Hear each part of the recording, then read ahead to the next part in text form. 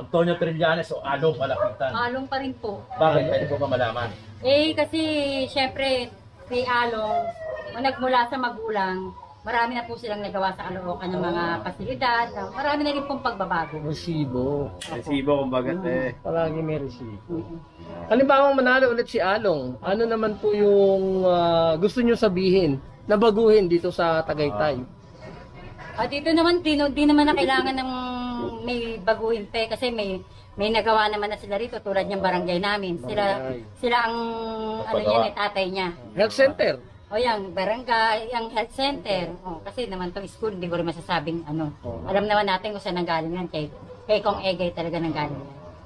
Tita, meron gustong sumubok na makapasok sa Caloocan, si Antonio Trillanes. Anong opinion mo dyan?